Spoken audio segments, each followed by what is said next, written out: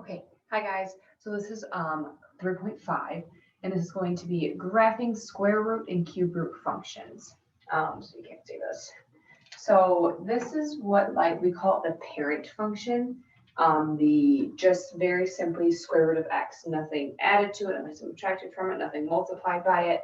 But the square root of x would be two specific points. So you have your vertex point, 1 point off of that, and it just creates a section of a curve. So notice that this is not continuous. It's not going to continue onward forever, whereas the cube root function will. It has 2 points on either side of that vertex that makes it continue this way forever and that way forever. So that's the difference between the two of them. So very truthfully, I do think graphing these are probably one of the easier things that you'll graph. They're really straightforward. Once you kind of get the hang of one of them, you kind of have the hang of all of them. There's not a lot of different forms you'll see. So the first one is I want us to graph y equals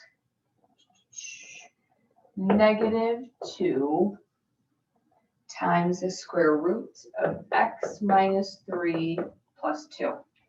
Okay, so let me give you the standard form of this. It is going to be, you see this, y equals, yeah, you can. What am I going to call this? I'll call it A. A times the square root of x minus h plus k.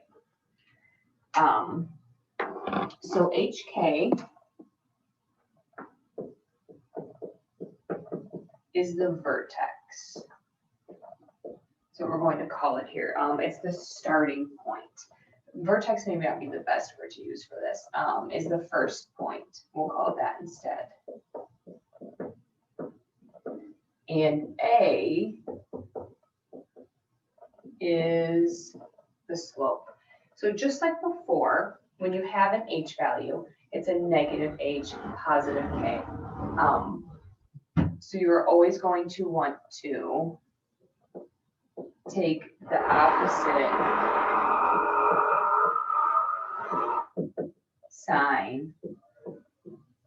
opposite sign for h. Okay, so really quick, let's identify our hk and slope.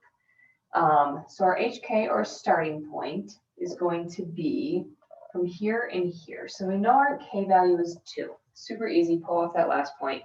We have to take the opposite sign for h. So instead of a -3 or subtracting 3, it's going to be a +3. So let's get a graph started. I don't know why I dropped it. There we go. Get a graph started. Over 3 up 2. Okay, so now when we have a negative slope, that means it goes downward this way. Okay, if we have a positive slope, it's going upward that way.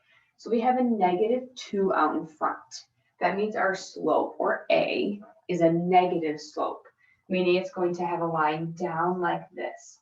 So this function is always going to continue on to the right side. So it's either going to go up to the right or down to the right, but never to this left side. So considering this is a negative slope, I should be going down 2 over 1, okay? Because of this is a slope that is rise over run.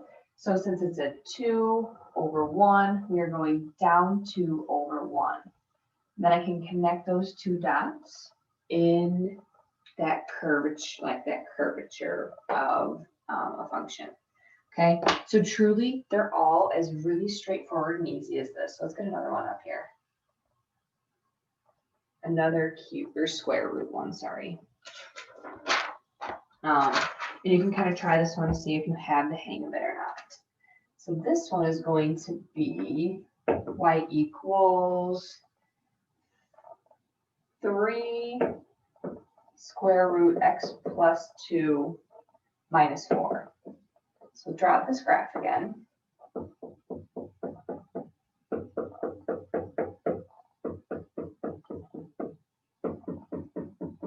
Okay. And first off, we have Opposite of this would be -2 and -4. So our first point is going to be -2, -4. So down here. Now I have a positive slope of 3, meaning my line should go up, or my curve is having this positive slope of up to the right.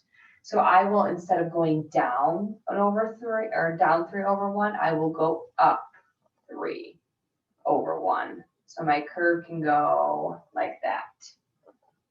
Okay, so that's the difference between having a positive and a negative slope for this. So one more quick example, 3.5 is truly really quick and easy.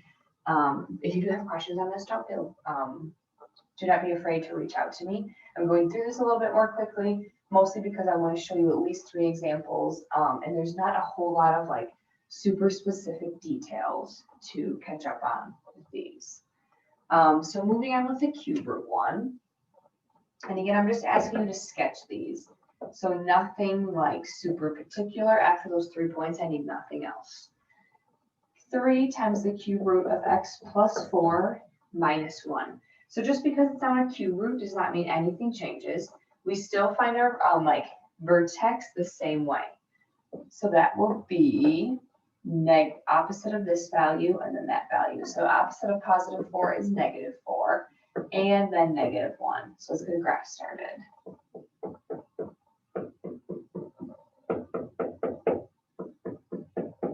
So over -4 down 1.